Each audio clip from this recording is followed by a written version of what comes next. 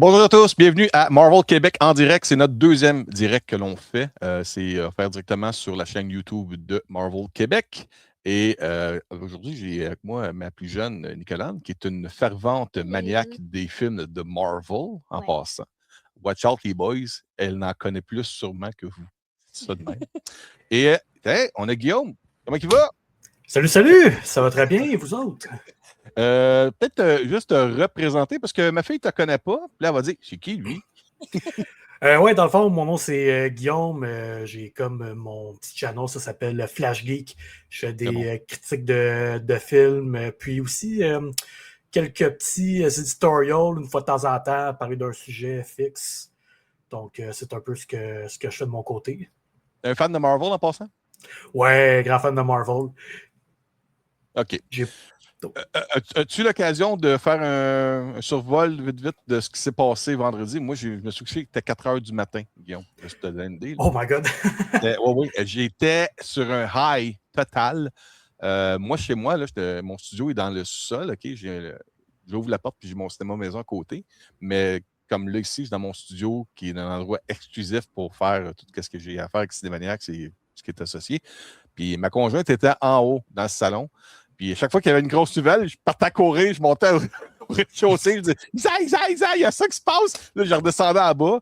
Il y avait d'autres choses, je remontais Isa, ils ont lancé ça. Je redescendais en bas. À un moment donné, je remonte en haut, elle était couchée dans le lit. Je dis, là, j'ouvre la porte, Isa, ils ont lancé ça, puis tout. Là, elle a dit, je veux un câlin, je me couche. Mais t'as 2 chiens, là, OK, bye.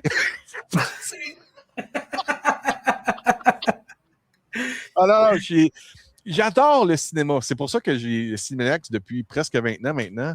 J'ai tout le temps aimé parler de cinéma. J'ai tout le temps, quand j'étais jeune, moi, j'allais dans les boutiques de la presse internationale pour acheter les comic scenes, les Gore Zone, les Fangoria, les Starlog, les Wizards, tous les magazines.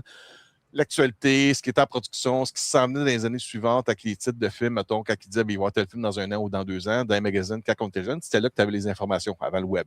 Puis, mais en même temps, je ne me cache pas, j'étais un grand partisan, grand fan de l'univers du MCU, puisque quand j'étais jeune, on n'avait pas ces films-là au cinéma, on avait rien que des séries de bonhommes à télé. Moi, j'ai grandi avec Spider-Man and His Amazing Friends, The Incredible Hulk, les X-Men, ces affaires-là. Puis, il n'y avait pas la capacité de pouvoir faire d'une façon acceptable, disons ça, les effets visuels des univers de Marvel au cinéma. Il y avait quelques films, mais quand tu regardes ça aujourd'hui, tu comprends que ça a mal vieilli. Puis aujourd'hui, on vit le rêve de ce qu'on voulait voir quand on était jeune puis qu'on achetait des comics à 1,25$ dans les dépanneurs. Là. Je parle même avant l'ère des boutiques de comic book store. Moi, j'achetais mes comics, tu avais le rack qui tournait en métal, là, puis tu prenais tes comics à 1$ dedans. J'étais assez vieux pour dire que j'ai consommé mes comics comme ça. Je ne sais pas, toi, où ta passion vient pour Marvel Studios. C'est les films avant ça, les dessins animés. Moi, ça n'a pas débuté avec les comics. Je vais être honnête, j'ai pas autant lu de comics de Marvel versus exactement DC, par exemple. Mais où est-ce que ça a commencé? C'est dans les années 90, il y avait une série de Spider-Man en cartoon. Puis qui jouait comme je pense que c'était à Canal Famille dans le temps. En anglais, c'est sur Fox. Là. Tu parles de la série de Fox, là, Spider-Man, Ouais. Spider-Man. Avec le guitar riff, ouais. Ouais. Ouais. C'est de là que ça a parti. Je suis tombé en amour avec le personnage de Spider-Man. Fait que, bien sûr, quand le premier film de Sam Raimi de Spider-Man avec Tobey Maguire est sorti, j'ai pas eu la chance, malheureusement, de l'écouter au cinéma. Oh. Mais mes parents l'avaient écouté, ouais. Ouais. Mes parents me l'ont acheté en cassette VHS. À un bout, je pense que je l'écoutais quasiment tous les jours, tellement que j'étais addict à ce film-là. C'était mon film préféré de moi quand j'avais comme 8 ans. Écoute, Stéphane était avec nous tantôt au show de Cinémaniacs, puis il était avec moi. Fait que, tu sais, il n'est pas là malheureusement, mais Stéphane était avec moi. On avait été voir au cinéma Final Fantasy, The Spirits Within. Je ne sais pas si tu te rappelles de ce film-là animé. C'était un des premiers films en CGI autre qu'un film de Pixar. Et ça, c'est dans le temps avant qu'on ait YouTube et qu'on ait toutes les annonces et spoilers ou quoi que ce soit sur ce qui s'en vient au cinéma sur YouTube. Faster, Marvel sort une affaire, puis 5 minutes après sur YouTube, tu peux la regarder, la regarder, tu peux l'analyser, faire une vidéo qui analyse la vidéo, whatever. Mais quand j'étais jeune, tu n'avais pas ça. Puis, on va voir Final Fantasy The Spirits Within, on s'assoit. Puis ça, c'était dans le temps où tu avais des bandes annonces de films, mais que tu ne savais pas c'était quoi qui allait être présenté. Aujourd'hui, tu vas au cinéma puis tu fais « Ah, je l'ai vu l'annonce sur YouTube. » Il y a ça. Mais on n'avait pas ça avant quand on était jeune. Et à Final Fantasy The Spirits Within, c'est un film produit par Sony. Et qu'est-ce qu'ils ont présenté avant ce film-là? C'est la légendaire, je dirais ça de même, annonce de Spider-Man avec les Twin Towers, où est-ce que tu as les voleurs de banque qui embarquent dans l'hélicoptère, puis l'hélicoptère part par en arrière, puis tu sais pas qu'est-ce qui se passe, puis là, l'hélicoptère est pris comme dans une toile d'araignée, puis elle bouge un peu comme une mouche prise dans une toile. Puis là, tu vois Spider-Man. Écoute, je sautais dans le cinéma. Je capotais, là. J'étais comme...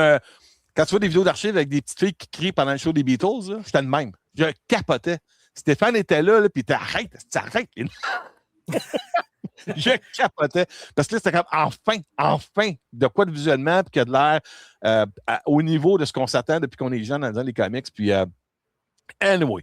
Fait que ça date de longtemps, j'ai grandi avec ça, mais je suis capable aussi aujourd'hui, puis sûrement toi aussi, on est capable de faire la différence entre un bon film et un mauvais film, que ce soit Marvel ou peu importe d'autres choses, que ce soit l'univers de Dune, les films de DC, des biographies, ou peu importe. Un bon film, c'est un bon film, peu importe le genre qui est présenté.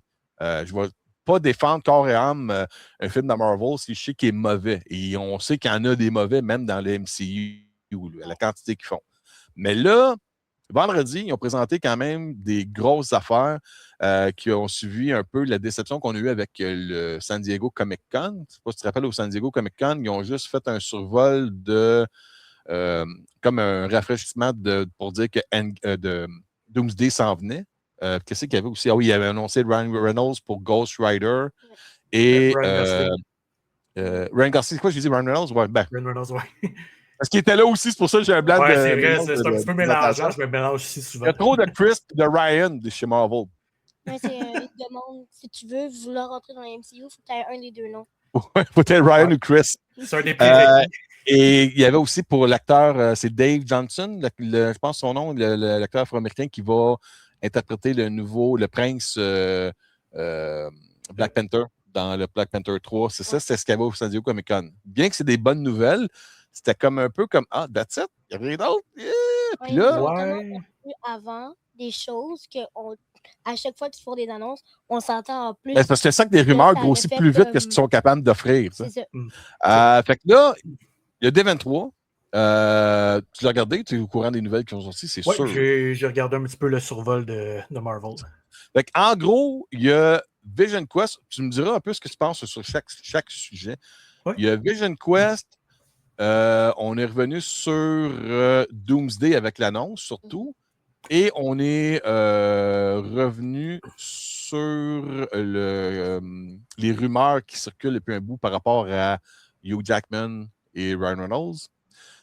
Et aussi, on a finalement amené de l'information sur la distribution des jeunes qui vont interpréter la nouvelle génération des X-Men dans le MCU. Ça serait après Secret Wars. Fait que si on peut revenir peut-être sur Vision Quest pour commencer. Qu'est-ce que tu en as pensé? 100%. Oui? Ben, moi, premièrement, j'ai adoré WandaVision. J'ai écouté Agatha All Along un petit peu plus tard que la moyenne parce que dans le fond, petit contexte, Wanda Maximoff, c'est peut-être une des personnages préférés à ma copine.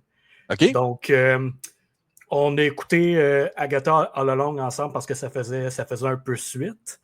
Puis, quand on a appris qu'elle allait faire Vision Quest puis qu'elle allait avoir une date officielle, je pense qu'on s'est seté la date tout de suite quand ça allait sortir sur Disney+. Le 14 octobre, hein, je pense que c'est ça, 14 octobre. 14 octobre, oui. Puis... Sauf que, juste que une petite parenthèse, il parle d'une troisième partie d'une trilogie, mais est-ce que c'est une trilogie WandaVision, Agatha, Vision Quest, ou c'est WandaVision, Multiverse of Madness et Vision Quest? Moi, je crois que c'est avec Agatha. Ouais, parce que je pense que moi, si je me trompe, je pense que WandaVision, Agatha All Along, puis Vision Quest, c'est le même showrunner? Peut-être, là, je ne sais pas. Les mêmes scénaristes. Mais si c'est le cas, je pense qu'ils ont pas pris en compte parce que, il me semble que j'avais entendu dans le temps que les scénaristes de Multiverse of Madness n'avaient pas nécessairement écouté WandaVision jusqu'au complet, qui avaient genre reçu comme un condensé des notes, puis ils ont bâti. Ce qui devait avec suivre tout. pour Wanda, c'est ça. Ouais. OK. Fait que c'est ça. Je pense que dans cette optique-là, c'est vraiment comme les séries qui comptent comme une trilogie. OK, ouais, d'un sens, ça tient debout. Parce que c'est vrai que Wanda. Ben, c'est cool. Ça fait du sens parce qu'ils ont emmené le Vision blanc. Ils l'ont emmené dans Wanda. Fait que je verrais pas. Oui, mais c'est la deuxième partie. C'est la deuxième partie de la trilogie. C'est-tu Agatha ou c'est Multiverse of Madness? Moi, je crois que ça va être plus Agatha. Ouais, pour le Disney+, Guillaume, c'est comme tu dis. Elle a comme comblé vraiment un trou, je trouve. Mais je dois avouer que j'ai pas fini Agatha, moi. Moi, j'ai bien aimé. Ouais? T'as-tu écouté Agatha All Along? Ouais, j'ai bien aimé ça. Je l'ai pas autant adoré que WandaVision, parce que WandaVision, c'est comme... Tu sais, mettons, t'as un tier list, là. WandaVision, c'est S-tier Marvel. Là. Ouais. Agatha, je mettrais comme A-.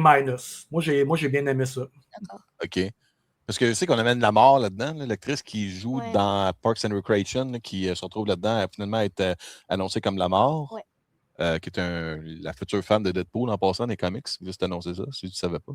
Non, moi, la seule chose que j'avais vu avec le lien de la mort, c'était comme Thanos. Thanos dans Secret Wars, ouais. Parce que Thanos, dans Secret Wars, il appelait c'était pas Secret Wars, excuse-moi, c'était Infinity Gauntlet. Dans Infinity Gauntlet, le run qu'il y a eu en comics, Thanos veut impressionner la mort. Puis en utilisant le pouvoir de la gamme d'affinité.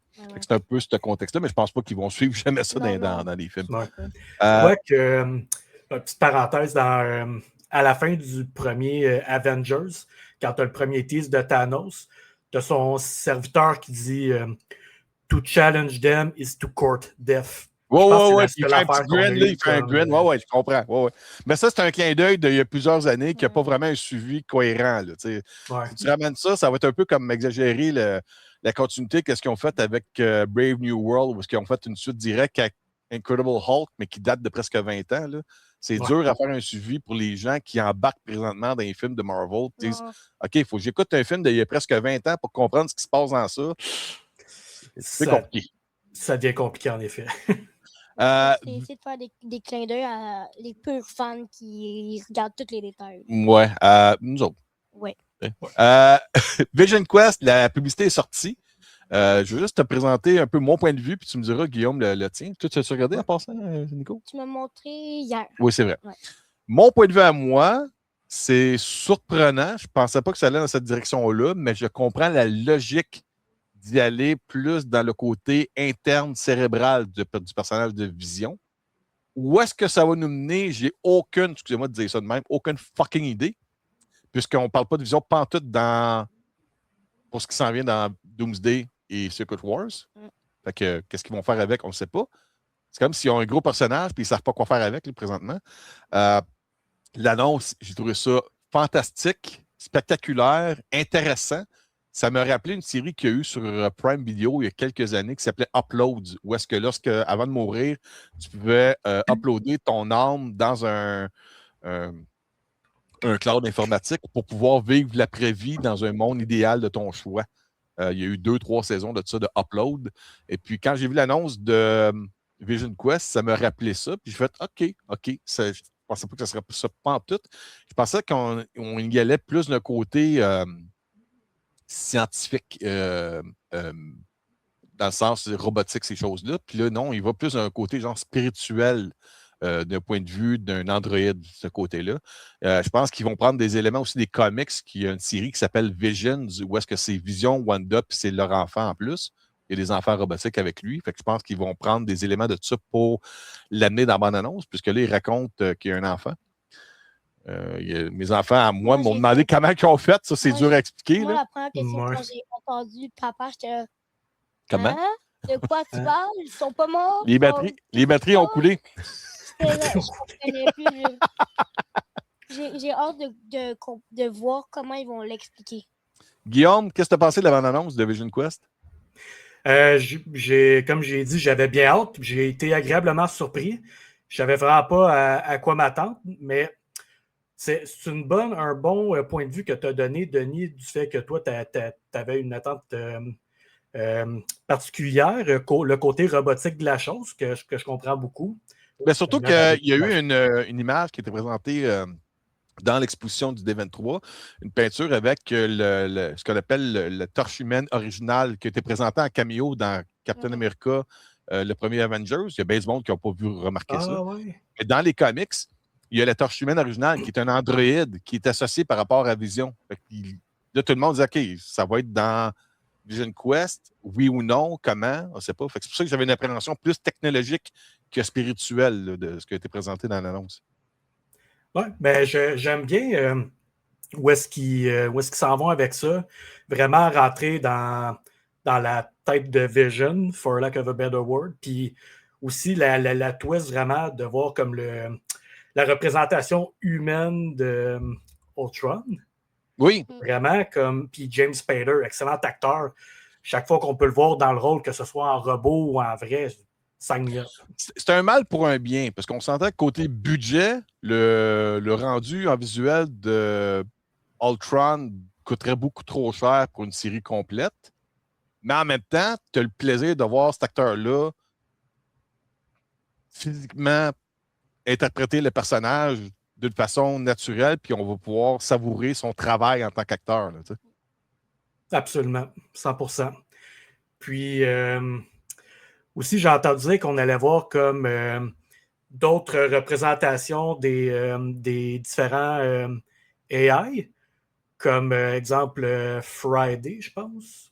Ben, on les voit, il y a Winona Ryder qui joue là-dedans. Il y a l'acteur qui joue Jarvis, qu'on l'a vu dans la série Agent Carter, puis on l'a vu aussi dans un caméo dans Avengers Endgame, lorsque Tony Stark rencontre son père, lorsqu'il ressort de la bâtisse, il y a le butler qui est là. C'est le même acteur qu'on voit dans Agent Carter, qui joue Jarvis, qui serait l'inspiration du nom de son intelligence artificielle quand Tony Stark devient adulte.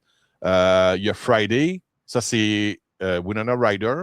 Il y a Dummy, je pense, c'est D-U-M espace E, qui est le bras robotique qu'on voit dans le premier Iron Man, qui est le jeune là-dedans. Puis il y a un autre personnage qui est le robot qu'on voit dans l'appartement de Peter Parker, de Happy.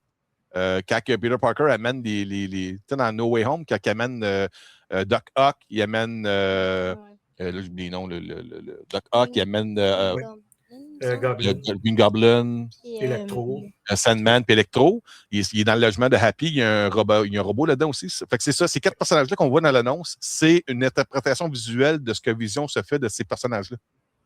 Ouais. Ça, je trouve ça pas pire.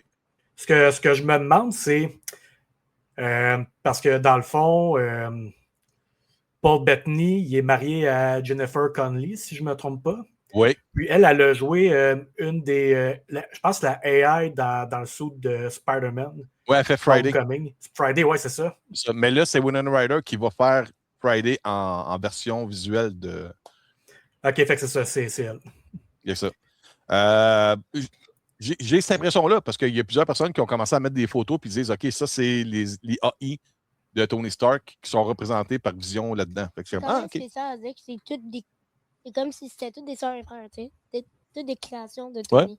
Ben, c'est dans Age of Ultron, quand Tony Stark, un coup que Jarvis il est détruit par Ultron, tu vois, il ouvre une boîte, puis il y a comme des boîtes mémoire là, de différents noms dessus. Là. C'est là que tu vois les noms.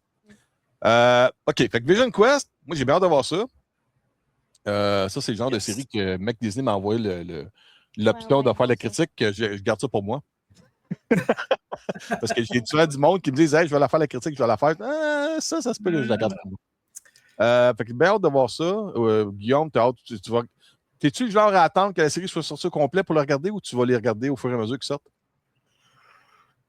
Je peux être patient pour bien des trucs dans la vie, mais je pense que ça, je vais l'écouter quand ils vont sortir. Tu sais quoi le mot du problème avec l'univers de Marvel? Les spoilers. Ouais. Comme attends, ça va tout sortir directement le soir même. On va tout savoir. Avant de continuer avec les annonces qui ont été faites pour Marvel Studios, juste faire une autre parenthèse. Ils ont annoncé officiellement que Spider-Man Brand New Day vient de dépasser 2 milliards au box-office. C'est pas ce que vous en pensez. Ça m'étonne pas. Moi non plus, ça m'étonne pas, mais wow, quel accomplissement pour vrai. Je pense qu'il n'y a aucun doute maintenant. Spider-Man, c'est le personnage le plus populaire de Marvel, sans aucun doute. Le plus Quand il est populaire capable de faire des. là. Quand il est capable Superman, de Batman, faire. fait pas ça, là. Ouais. Non, quand il est capable de faire des chiffres dignes d'un film Avengers, c'est un autre niveau complètement. Là.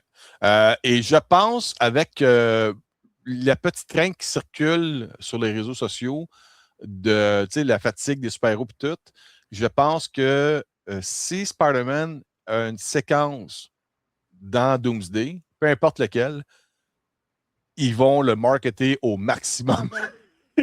ils vont maximiser la promo. Ils vont l'utiliser jusqu'à ce que ça marche plus. Si c'est pas avant la sortie du film, le premier week-end, tu sais quand ils disent après ça, le week-end Avengers Doomsday, c'est le film du mois, c'est le film au numéro 1 dans le monde. Là, ils vont te mettre Spider-Man dedans pour être sûr que le monde qui n'ont pas été hier, c'est hallucinant. Moi, parce que moi, je me dis, imagine, Spider-Man fait ce chiffre-là, ça va être quoi, Doomsday? Ça va être. Les salles vont être. À matin, je me suis permis, à matin, je pense que c'est cette nuit, je me suis permis d'être un peu mesquin. Parce que là, Warner a officiellement annoncé qu'ils vont devancer la sortie pour les écrans IMAX 5 jours d'avance pour Dune, 3e partie. Et ça fait des mois que je n'arrête pas de dire, arrête de vouloir faire ta tête enflée. Oui, c'est bon Dune. Oui, un fan following, mais tu ne peux pas te battre contre le MCU, malgré le super-hero fatigue. Puis là, je pense que ce qu'ils viennent de voir avec Spider-Man Brand New Day, Warner a fait comme on est mieux de sortir une couple de journées avant. Je sais que ce n'est pas tous les cinémas, c'est juste les IMAX. Mais en même temps, c'est le monde qui ne veulent pas attendre, au moins, ils n'auront pas à se battre le premier week-end, la sortie avec Avengers. Ils vont être capables de se trouver des billets, si possible, durant la semaine précédant la sortie de Avengers Doomsday pour Dune, 3e partie. Puis, tu sais, j'ai payé pour aller voir les 2 premiers Dune. Je ne suis pas un fan de cet univers-là. Je n'aime pas l'adaptation de Villeneuve, malgré que j'adore les films de Villeneuve précédemment. Avant ça, j'adore Blade Runner 2049, Sicario, The Arrival. C'est Arrival le nom? Arrival. Bon. Oui, The Arrival, c'est un autre Arrival. J'adore ce film-là. J'aime pas l'interprétation de Villeneuve pour ce qu'il fait avec Dune, mais ça, c'est moi. Mais en même temps, il y a un côté comme. C'est pas Barbenheimer. Je comprends le phénomène Doomsday, mais c'est la même clientèle que tu vises. Fait que veux pas, tu ne pourras pas maximiser ton rendu monétaire, ton box-office, les deux. Tu t'aliènes la même clientèle. Tandis que Barbie puis Oppenheimer, c'était le fun de dire moi, j'étais une fille qui aime les films de filles, mais m'allais avec mon chum voir son film, puis après ça, il va venir avec moi voir mon film. C'est autre chose. Tu amènes une clientèle d'ailleurs. Là, tu t'aliénises, tu t'annibalises avec un autre, mais en même temps, autant que tu peux me dire Dune, c'est de la qualité visuelle, puis j'aime l'immersion, puis tout. Oui, mais tu ne peux pas t'attaquer contre Goliath. C'est David et Goliath là-dedans, ça ne marche pas. Tu as des créanciers, tu as des actionnaires chez Warner qui ont dû dire hey, on va perdre de l'argent si on sort ça la même journée qu'Avengers, surtout avec ce qui est sorti. C'est ça. Fait que, anyway, j'ai dévié totalement de la conversation. Là. Spider-Man, gros succès, mais je pense que le succès de Spider-Man présentement, c'est pour ça que j'en ai parlé. Je pense que c'est ce qui a poussé Warner à devancer d'une couple de journées pour faire un petit peu moins mal côté portefeuille là, pour Dune. Non, écoute, ils vont tous se vendre. Ils vont tous se vendre. Guillaume, tu vas aller voir Dune, 3e partie, je suis sûr de ça. 100%. Tout le monde va aller voir. Je vais aller le voir. Je n'ai pas trippé ces deux, mais je vais aller voir le 3e pareil. Je vais y aller, je vais supporter Denis Villeneuve. J'espère toujours voir un bon film, d'être surpris, puis de dire finalement, hey, j'ai plus préféré ça que les 2 premiers. J'espère ça. J'espère. Mais en même temps, si le soir même du 18, si j'ai à choisir entre les deux, c'est sûr que je vais voir Avengers. Puis les parents qui sont avec des enfants vont aller voir Avengers. Ils ne vont pas voir Dune avec des enfants. C'est ça la différence. Fait que tant mieux pour Spider-Man. Je ne sais pas où que ça va arrêter. Je pense que c'est sur le chemin d'aller chercher pas loin de 3 milliards, si ce n'est pas plus. S'ils réussissent ça, ça serait le premier film qui réussirait de ce côté-là. Mais là, en tout cas, c'est super bien parti. J'ai envie de me dire, est-ce qu'ils ne vont pas le laisser plus longtemps au cinéma pour voir si ça va continuer? Ils vont l'emmener plus vite. Je ne sais pas si ça peut rester plus longtemps au cinéma, mais la chose que je sais, c'est que les gens de Marvel Studios sont certainement très heureux de voir que les gens on supporte financièrement la sortie d'un film de Marvel, ça leur donne plus d'espoir de réussite avec Avengers Doomsday. Ouais. C'est plus ça. Je pense que l'autre indice aussi qui va aider, c'est la ressortie de Endgame encore, qui va sortir au mois de septembre. Je pense que là, on va voir le pouls. Malgré que tout le monde a vu le film, si le film fait 200, 300, 400 millions encore, là. Même si le monde a vu le film, ils ont Doomsday qui va arriver, il y a Spider-Man qui vient de sortir, il va y avoir Vision. Vision Quest. C'est que là, ils vont être dans le mood de dire hey, on va payer, on va aller voir, on va aller revivre l'expérience au cinéma. Regarde, c'est sûr. On va tout y aller. Il va définitivement avoir un go-high de Marvel dans les semaines à venir. Oui. Puis aussi, tu sais, il y a eu ils ont sorti Brand New Day justement à IMAX. C'est sûr que c'est débattable de dire si ça fait un gros impact ou non. Mais il y a quand même beaucoup de monde qui en ont profité. Puis pour Endgame, oui, tu sais, comme moi j'ai Endgame en Blu-ray, je pourrais l'écouter sur Disney Plus avec l'IMAX puis tout. Je vais aller les réécouter pour réécouter le climax parce que c'est un des meilleurs climax de l'histoire du cinéma. Puis c'est juste incroyable. Ah, puis les surprises qu'il va y avoir dans le film aussi. Là. Ouais, c'est vrai, ce qu'ils ont ajouté. On va voir ça. Fait que ça, c'était Spider-Man. Avengers Doomsday, ils ont présenté la bande-annonce. Là, je ne veux pas partager ça ici. Je ne veux pas me faire striker de quoi. Là. Anyway, ceux qui voulaient le voir, ils l'ont vu. Ils ont sorti la bande-annonce. Ben, c'est la deuxième bande-annonce qu'il y a eu le teaser trailer. Là, il y a le trailer officiel qui est sorti. J'ai capoté. J'ai re-regardé la bande-annonce. Je l'ai re-regardé. Et plus je vois l'annonce, plus j'écoute ce qui se dit dans l'annonce, plus j'ai l'impression d'avoir mis le doigt sur cette situation de Doom par rapport à l'univers du MCU. Ça fait des mois, Guillaume, je ne sais pas si toi, tu n'as pas suivi ça peut-être, mais ça fait des mois que je n'arrête pas de dire l'histoire de Dr. Doom dans Doomsday, c'est que lui, il voit tous les super-héros qui ont triché, et à cause de ça, lui, il a perdu sa femme, ses enfants, puis lui, il veut juste rétablir le chemin droit de la ligne du temps. En réalité, c'est ça qu'il veut faire. Oui, c'est un méchant aux yeux de tout le monde, mais en réalité, je pense que quand tu vas écouter ce film-là, puis quand tu regardes la bande-annonce et ce qu'il dit, c'est qu'il va faire réaliser à tout le monde que tout le monde, en réalité, ce qu'ils ont fait, c'est qu'ils ont triché à travers le temps ou le multiverse. Ils ont triché pour bien finir leur affaire. Puis là, il va faire sentir tout le monde, moi, ma fille, mon autre fille, toi, il va tous nous faire sentir coupables d'avoir apprécié que nos super-héros aient eu des bonnes fins. Puis ils vont nous faire réaliser qu'en réalité, on a tout volé de quoi à la ligne du temps qui aurait dû être.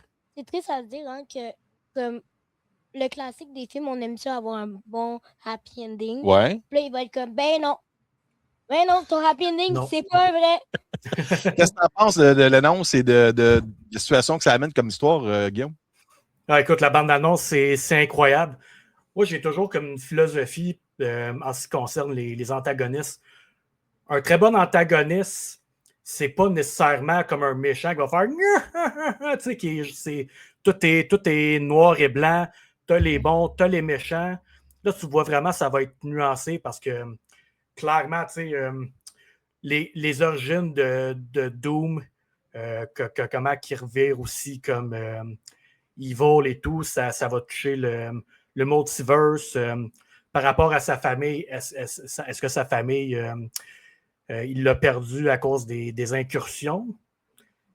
Puis, les incursions sont un effet causé dû aux personnes ou aux personnages qui trichent à travers le temps. C'est ça le problème. C'est ce qui explique dans les comics, en tout cas. Dans les comics, si un personnage traverse une ligne du temps et rentre dans un autre univers, en réalité, puis il reste là trop longtemps, il crée une incursion parce que la ligne du temps veut se remettre naturellement sur le même chemin. Ouais. Et le choix qu'ils doivent faire, c'est que soit tu détruis l'autre pour pouvoir passer au travers et devenir la ligne principale, ou les deux s'annoncent pour créer une nouvelle ligne. En gros, c'est ce que je comprends dans les comics. Puis là, dans les films, c'est littéralement Doom qui dit « Vous avez tout triché, moi j'ai payé pour, c'est pas correct, moi me remettre ça comme du monde, vous allez pas aimer ça, mais c'est de même qu'il faut faire. » Ça me fait penser, tu sais, quand tu dis, genre, les lignes du temps, ils se rentrent un dans le dedans pour mettre droit. Ouais. On peut dire que le TVA, lui, travaillait justement pour éviter que ouais, mais le TVA fonctionne dans les règles de ce qu'ils sont capables de le côté respectable. Doom, lui, va littéralement y aller comme wipe out tout le monde parce que. Ouais. Qu'est-ce que t'en penses, Guillaume? S'ils font ça, d'après toi, c'est une bonne logique d'interpréter un méchant, mais qui n'est pas vraiment méchant, qui veut juste refaire la ligne du temps? Moi, je pense que oui. Puis aussi, l'objectif dans tout ça, quand ce sera fini, Doomsday Secret Wars, c'est vraiment comme mettre derrière la partie multiverse, puis start anew, un peu. Ouais. Parce que, tu sais, c'est... Oh. Non, mais je l'ai dit, parce que j'en ai parlé avec Isabelle. Ils ont annoncé Ghost Rider avec Ryan Gosling. Ouais. Et on a vu Mephisto dans Ironheart. Ouais. Puis là, je me disais, si après l'hécatombe qu'il y a eu dans Doomsday, Secret Wars, et que là, on repart sur une ligne, un peu une création, un genre de semi-reboot, j'ai l'impression que Ghost Rider va servir de police pour qu'il n'y ait plus de multiverse. Et j'ai l'impression que s'ils utilisent Mephisto, tu sais, dans tous les films de Wishmaster, de Diable, ils disent tout le temps, je vais te donner ton... I'll grant you your wish, mais je vais prendre ton soul, ton âme. J'ai l'impression qu'ils pourraient jouer avec ça. Je ne sais pas s'ils vont faire ça, mais j'ai l'impression... Moi, j'ai hâte de voir, je me dis, tu peux la parole. Je me demande, est-ce qu'ils vont faire genre des liens avec avant ou est-ce qu'ils vont juste dire, tout le monde a perdu la mémoire, tout le monde a oublié ce qui se passe, on commence à nouveau, ou ils pourraient utiliser Mephisto puis dire, je sais que tu t'en rappelles, je sais que, genre, essayer de... Tu peux te ramener dans ton univers à toi, puis là, t'as Ghost Rider qui pourrait faire non, faut pas faire ça parce que ça fout de la merde, de quoi de mal. En tout cas, ça, c'est parce que, en dedans de moi, c'est ça qui me crée de petite excitation, la possibilité de où est-ce qu'ils peuvent s'en aller après. J'ai jamais regardé des films, mais en même temps, c'est le fun de dire, OK, ils vont peut-être aller là, ils vont peut-être aller là. Mais en même temps, il faut se garder des limites parce que quand on a commencé à rêver de ce qui peut être dans Multiverse of Madness, on était déçus. Ouais, faut pas trop espérer parce que sinon, c'est là qu'on trouve le film décevant. Ouais. Fait que, on va tout aller voir Doomsday au cinéma. Encore là, ça coûte cher. Ouais. Tes billets sont achetés déjà, toi? Oui. Ah, déjà, pour le 17 décembre, à ScreenX, ça va se donner. Moi, j'ai acheté mes billets pour samedi le 19, mais j'ai accès média. Fait que je vais certainement voir le film genre lundi ou mardi avant en visionnement média. Fait que moi, cette semaine-là, ben, je te vois pas parce que je veux pas que tu me dises. Ben, Guillaume, il va peut-être être là. T'es-tu invité des fois au visionnement média? J'ai pas reçu bien d'invitation encore. OK. Mais ça va peut-être venir. OK. C'est le fun, puis c'est pas le fun. Okay. C'est le fun parce que tu as la chance de. Tu te garantis de ne pas être spoilé par personne parce que tu vois le film avant tout le monde. Fait qu'il y a ça. Le côté plate, c'est que tu es assis dans une salle de cinéma avec 15-20 personnes, puis c'est tous des journalistes qui sont plates. On dit ça de même. Il n'y a pas d'ambiance. Ouais. Ils sont pas dans le fun de « Ah, j'apprécie », ils sont tous dans le... Ah, ils prennent des notes. Dans le mind de « Je suis au travail, je fais juste travailler, j'apprécie pas le film. » Non, c'est pas qu'ils n'aiment pas les films, mais ils sont au travail, les autres. Ils sont pas là comme pour divertissement. Fait qu'il y a comme un buzz qui n'est pas là qu'on a dans les avant-premières avec les fans. Ouais. C'est ça qui est décevant. Mais en même temps, tu sors et tu dis « Ah, j'ai évité les spoilers comme ça. » C'est la seule façon. Moi, la seule fois j'ai vécu ça, moi, c'est le fait de tu peux pas parler à personne. Tu peux pas partager ton fun. Tu es tout seul dans ton fun. C'est ça. Mais Guillaume, vas-y, tu Ouais, ben j'ai juste une petite question par rapport à ça. Denis, toi qui vas souvent, qui est souvent invité à des visionnements de presse et tout, est-ce que tu vois qu'il y a beaucoup plus, ben c'est sûr qu'il y a une évolution, mais comme le quota de journalistes versus influenceurs, est-ce que ça a fait une différence côté enjoyment, mettons, de ces screenings-là? Est-ce que c'est plus vivant? Je sais où tu veux aller. Ça n'a rien changé pour moi. Mon côté qui frustrait un peu, puis je vais t'expliquer ça rapidement. Exemple, Warner est un fort utilisateur d'influenceurs pour les avant-premières pour pouvoir parler de leurs films. Si tu vas sur Instagram, le compte de Warner Bros. Pictures Canada, excuse de dire ça, c'est toutes des petites filles qui sont des influenceuses de maquillage, puis de sacoche, puis de restaurants qui sont invitées pour les films de Warner. OK, ils ont des centaines de milliers d'abonnés. Le problème, c'est qu'ils ne parlent pas du film. Ils ne font pas de suivi à part de dire « J'étais au cinéma, bye-bye! J'ai été invité pour voir un film de dinosaures! J'ai été invité pour voir Supergirl! » Mais c'est tout. Ils ne disent pas vraiment une critique ou une réaction sur le film. Non, ils parlent pas du film parce que Pas c'est vraiment. Puis, si je regarde Warner Bros. En 2026, tous leurs films ont floppé. Tous leurs films, C'est vrai. Supergirl, The End of Oak Street, c'est pas un gros succès là, qui est sorti là. C'est quoi aussi qui ont sorti? Attends un peu, juste faire un suivi vite, vite. J'ai vu ça matin. Evil Dead Burn? Evil Dead Burn, ça l'a brûlé bien raide. ça Brûlé, ouais. Oui. Ça fit avec. Qu'est-ce qu'ils ont sorti aussi? Mortal Kombat 2, ça n'a pas levé. Ah, c'est vrai. La momie, là, la petite fille là, qui revient chez ses parents, ça a floppé. They Will Kill You, bien que le film est bon, ça a floppé. Mais tu veux que je te dise quoi? Quoi? Moi, Tu veux dire quoi? moi, tu me dis tous ces types de films-là, là, à part Supergirl, j'ai pas vu aucune pub. Non, mais en tout cas, c'est ça. J'ai C'est... pas vu- Fait que j'ai quand pas tu me vu dis, de est-ce que ça l'a. publicité qui m'attirait à aller Ouais, le mais voir. tu me demandes, Guillaume, est-ce que ça a changé pour moi le plaisir des visionnements? Rien à foutre de ça. Moi, ce qui m'a comme un peu surpris, c'est quand j'étais au visionnement avec Marie Lebel pour Supergirl, ça faisait un bout que je n'avais pas été un visionnement de Warner. C'est soit dans la section réservée habituelle avec les feuilles de papier pour les médias.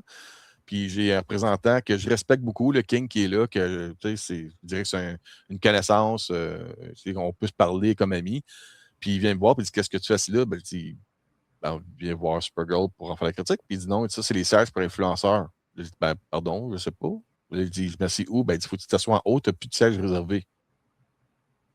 Fait que là, j'étais comme, what the fuck? OK, correct, je n'ai pas acheté après toi. Toi, tu as des ordres qui viennent d'en haut, tout. Mais c'est ça, j'ai l'impression qu'il y a quelqu'un d'un bureau à Toronto, chez Warner Bros., qui vient de prendre la twist de dire on va prendre des influenceurs parce qu'ils ont des gros chiffres, puis ça va nous amener un nouveau public dans les salles de cinéma. Et là, ça fait comme 4-5 films que je vois ça et ça ne marche pas.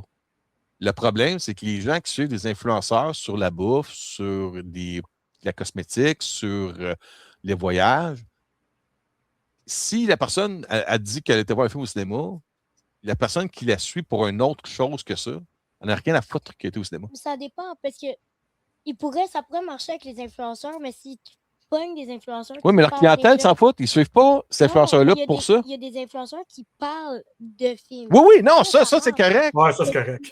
Et quels influenceurs ils choisissent, c'est pas les bons. Mais moi, là, j'étais présent pour un visionnement, puis il y avait des influenceurs. Je connais personne là-dedans. Je connais personne. Puis là, je me suis dit, la semaine qui a suivi Supergirl, le visionnement, j'ai été sur les réseaux sociaux, puis j'ai essayé de voir. Je n'étais pas capable de voir aucune critique, aucune réaction de ce monde-là. Je vois rien. Les seuls gens que je voyais, c'est les gens qu'on connaît dans le milieu de la critique de films. C'est tout. J'ai rien eu, mon algorithme n'a rien pitché de quoi que ce soit. Chercher des keywords pour Supergirl, review, critique, influenceur. Rien. Puis là, tu regardes le résultat, ça fait patate, leur affaire. Fait que je trouve ça frustrant parce qu'il y a comme une tentative d'aller chercher une nouvelle clientèle d'une façon qui n'a pas l'air à fonctionner. Puis à un moment donné, tu fais comme wake up, hello, ça ne marche pas ton affaire. C'est ce côté-là que j'ai. En tant que tel, quand je vais au cinéma voir un film, c'est les influenceurs, je m'en fous. Là. Je vais au cinéma pour moi. Un peu comme un cheval, là, je suis capable de regarder le film comme ça, puis de moi l'absorber, puis d'aimer ou non. Puis si tout le monde aime un film, ben, je ne vais pas nécessairement aimer le film à cause de ça. Exemple, Dune. J'ai bien aimé Supergirl, moi. Il y a bien du monde qui n'a pas aimé ce film-là. Mais pourtant, moi, j'ai bien aimé ce film-là. Pour ce que c'est. Il y a du monde qui ont dit que j'ai été déçu. Ben, pourtant, dans la bande-annonce qui monte, c'est ce qu'il y a dans le film. Ouais. Tu regardes la bande-annonce, puis tu dis, OK, ça a l'air d'être ça le film. Tu regardes le film, puis c'est ça. Ils n'ont pas menti, ils n'ont pas changé des choses. Ils ont livré au cinéma ce qu'ils ont voulu dans la bande-annonce. Fait que j'essaie tout le temps de faire ma propre idée là-dessus. Et quand moi, je fais des critiques sur les films, souvent, je vais dire aux gens, si tu as vu ce genre de film-là ou ce genre de film-là, ça se peut que tu aimes ce film-là à cause de ça. J'essaie tout le temps de faire des liens, des références par rapport à ça.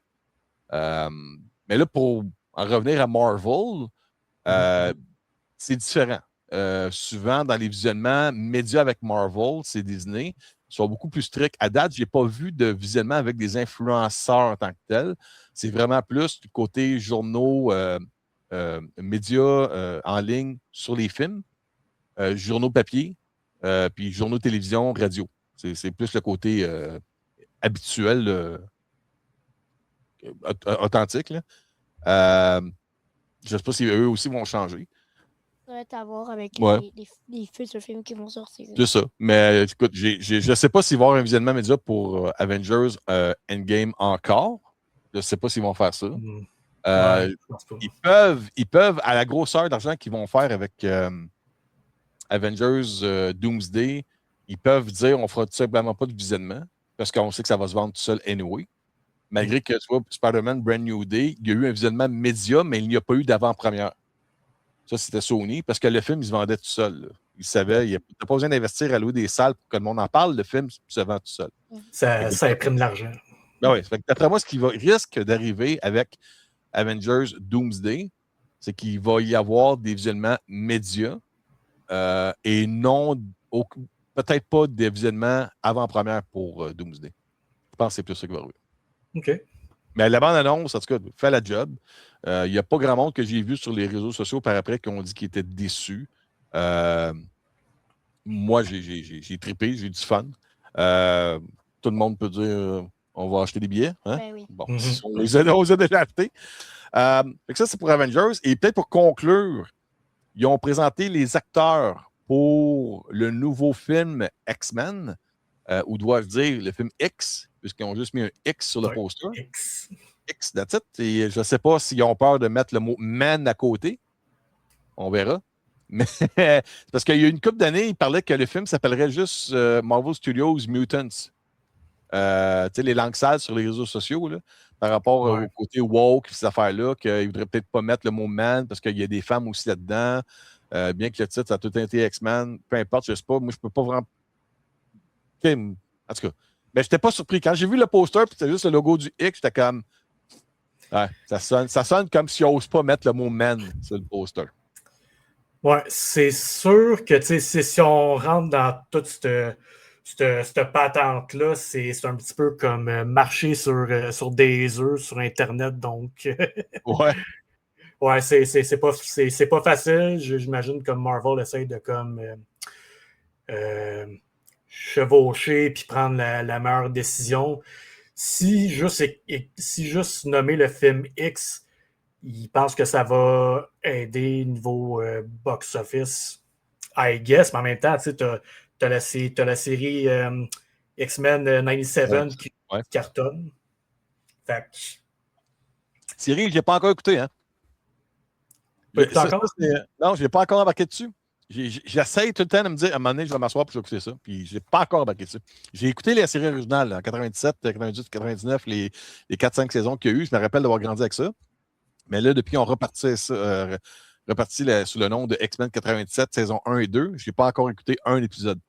Je ne sais pas pourquoi. J'adore les X-Men. J'ai grandi avec ça, mais je n'ai pas embarqué encore. Tu les écouté, toi? Je n'ai pas écouté encore. OK, toi non plus. Bon.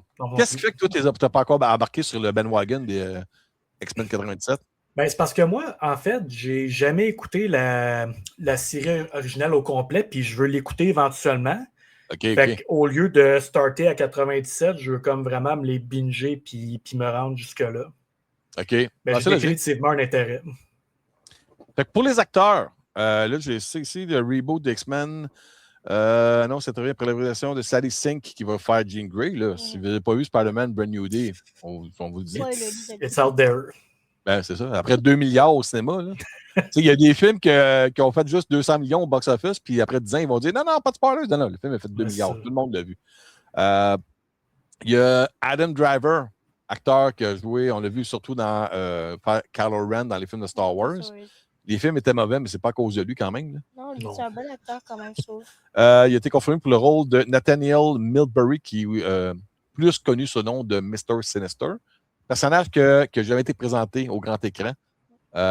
C'est un personnage, je ne sais pas si tu le connais, à part ça, Mr. Sinister?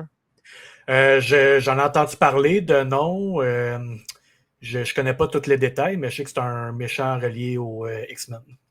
Oui, Mr. Sinister, pour te faire une courte histoire, c'est un personnage qui est né dans les années, me semble, 1600 ou 1700, donc il est très vieux, et utilise la manipulation génétique à partir de l'ADN des mutations pour pouvoir ne pas vieillir et essaie toujours de recruter la génétique de d'autres mutants pour pouvoir prendre de plus en plus de connaissances là-dessus. C'est ça, M. Sinistre.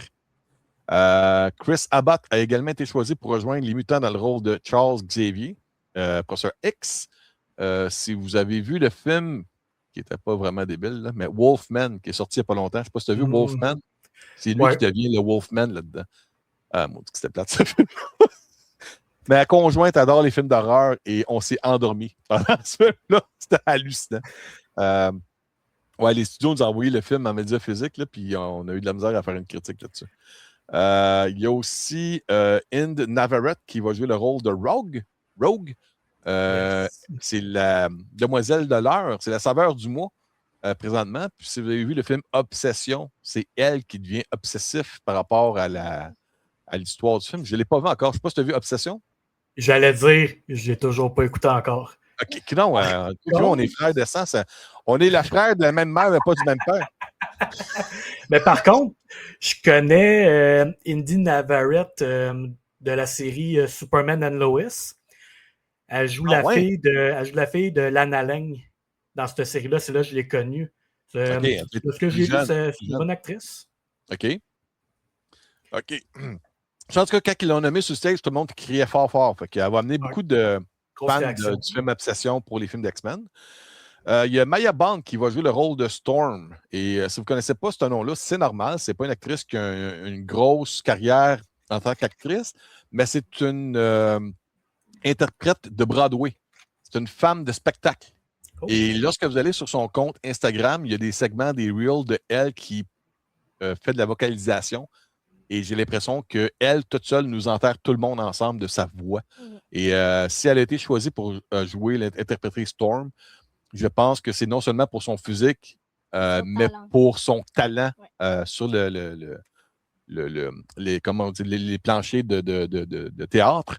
Les scènes, les grandes scènes. Donc, je trouve ça vraiment cool qu'ils ont surpris avec ça. Il y a aussi, il y avait confirmé déjà Samara Weaving, qui est la nièce de Hugo Weaving, qui va jouer Emma Frost. Il y a Kit Connor qui va jouer Cyclops.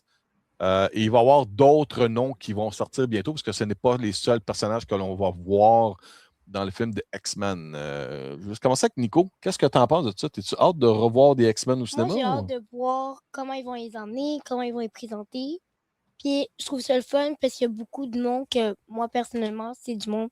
Il y a du monde que je n'avais pas vu. OK. Puis, quand j'ai vu l'annonce, la première chose que j'ai dit à Marie, c'est si c'est un grand film, là, ça va starter les carrières de beaucoup de gens qui vont faire comme eux, là, ils vont les mettre partout. Après, ben oui. Ben, juste le fait, puis ça fonctionne souvent comme ça à Hollywood, juste le fait que ces jeunes-là viennent d'être confirmés dans un film d'X-Men, leur agent, leur téléphone va sonner au bout pour d'autres films, c'est sûr.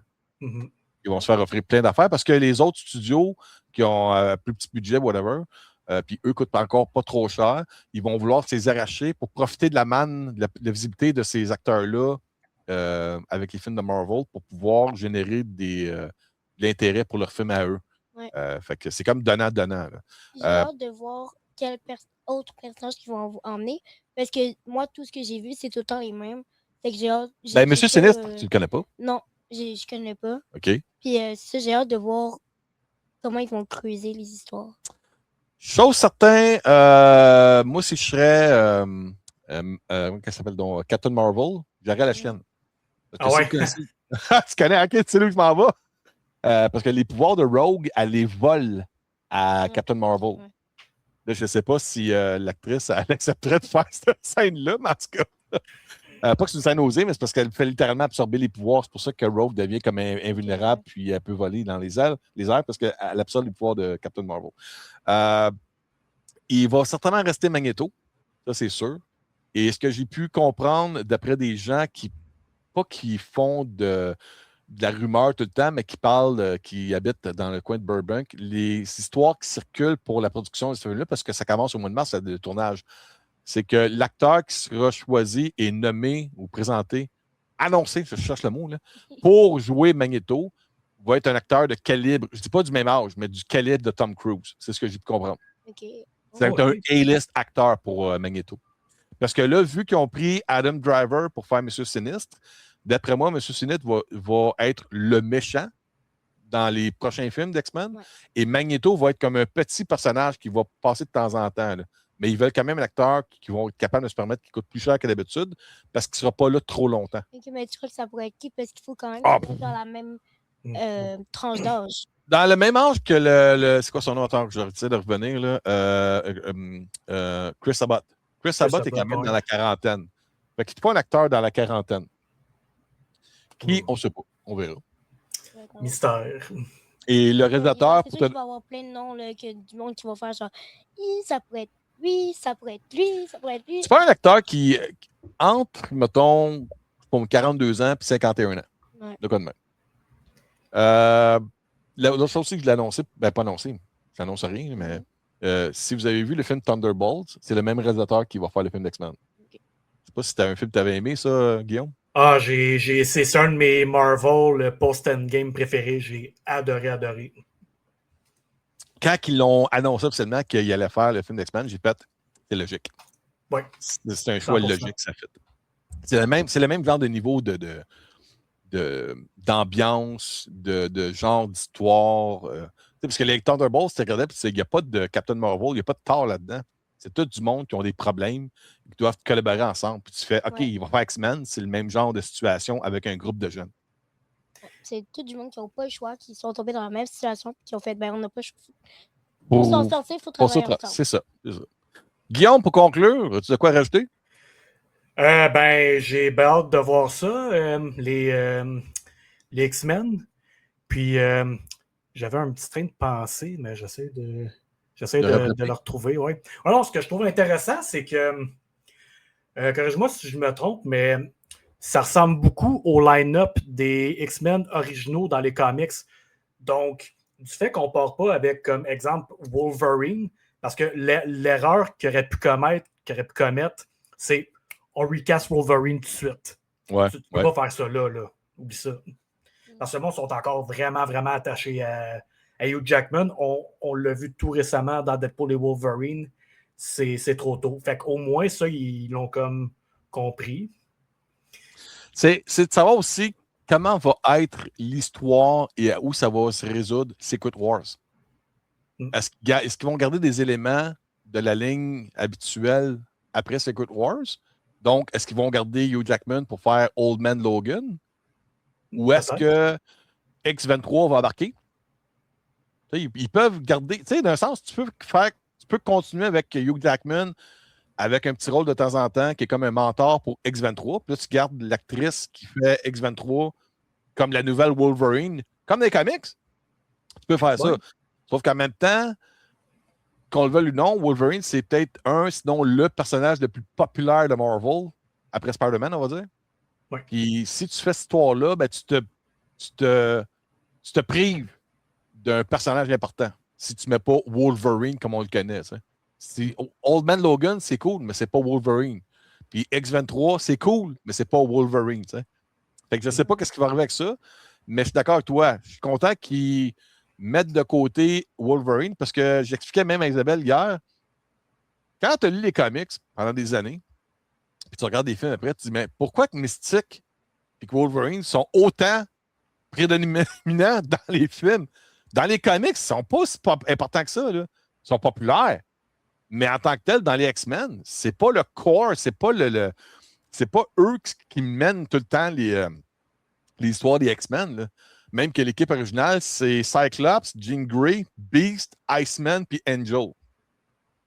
Après, après ça, il y a eu une équipe internationale. Et là, il y a eu Wolverine, il y a eu Warpath, il y a eu Sunfire pour le Japon, il y a eu Colossus de la Russie, il y a eu une équipe comme internationale de mutants. Et après ça, ça s'agrandit. Mais Wolverine n'a jamais été le leader ou le personnage le plus important. Par après que Hugh Jackman est devenu Wolverine, quand on fait des séries animées ou des jeux vidéo, quoi que ce soit, oui, Wolverine est devenu un personnage central à cause de la popularité de Hugh Jackman dans les films, mais en tant que tel des comics, c'est un personnage B, là.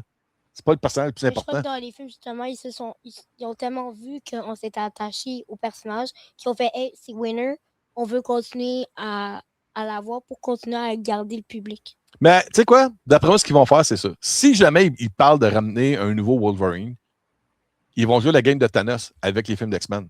Tu vas juste voir des petites affaires par rapport à Wolverine. ils vont te garder ça pendant 4-5 films avant de le voir. Ouais. Je serais même pas surpris. Ça pourrait être soit des petits easter eggs dans les films, comme tu vois, genre les marques de griffes sur un mur à quelque part. Trouver une nouvelle atelier en arrière qui se passe de quoi au Canada. Ou ils vont juste en parler de il se passe ça avec quelqu'un. Moi, ce que je rêve, c'est un conflit entre les X-Men et Alpha Flight, puis t'as Wolverine là-dedans. Alpha Flight, ça, c'est l'équipe canadienne, ça, right? Oui. Mais tu peux faire de quoi de cool avec ça, là. Ah, tu peux faire de quoi de vraiment, vraiment, vraiment cool avec Alpha Flight. Si tu fais juste une petite équipe là-dedans, un peu comme tu sais, les X-Men sont en mission, puis ils rencontrent une autre équipe, il y a comme un genre de chassé-croisé de quoi que ça marche pas trop bien, mais finalement, ils se rendent compte que c'est pas des méchants, whatever. Puis qu'à travers de ça, tu te rends compte qu'il y a un personnage qui est à l'extérieur de cette équipe-là d'Alpha Flight, puis que c'est Wolverine. Tu sais, tu peux amener ce côté-là là-dedans. Là. Puis, anyway. Comme je te disais, j'aime essayer d'imaginer où est-ce que ça peut aller par après. C'est le fun de ces univers-là. Ben c'est ça, c'est tout le temps le fun de spéculer en autant que tu gardes comme tes attentes in check, si on veut, puis que ça reste comme des spéculations, parce que j'ai été victime de ça un peu dans le passé. Quand Age of Ultron est sorti, j'avais tellement hâte. Je regardais toutes les vidéos imaginables qui expliquaient toutes les théories. Puis ces théories-là sont devenues mes attentes. Puis quand je suis allé voir le film, j'ai été profondément déçu. Ouais, surtout qu'Ultron, il y a comme une méchante évolution de ce personnage-là. Là. Il y a plusieurs interprétations. Il y a même plusieurs univers avec différents Ultron là-dedans. Puis... Mais le final qu'ils ont fait avec Ultron, c'était intéressant. Là. La création de Vision avec Ultron. Alors que dans les comics, c'est pas Pantoute Ultron qui crée Vision, c'est Ant-Man, Giant Man qui crée Vision. Anyway, c'est une autre histoire, ça. Là. OK. Guillaume, merci beaucoup d'avoir participé. On va refaire ça très bientôt. Merci beaucoup, Nico. Je vais vous laisser là-dessus. Je vais arrêter une couple de minutes, puis je vais relancer une première édition pour DC. On va parler du désastreux box-office final de Supergirl, malheureusement. Puis on va commencer à mettre la table pour Lanterns qui commence ce soir à 9h. Fait que, ouais, ça, c'est une autre affaire. Fait qu'on arrête là-dessus, puis on s'en parle très bientôt. Merci, Guillaume. Merci de m'avoir invité. Un plaisir. Bye-bye. Salut.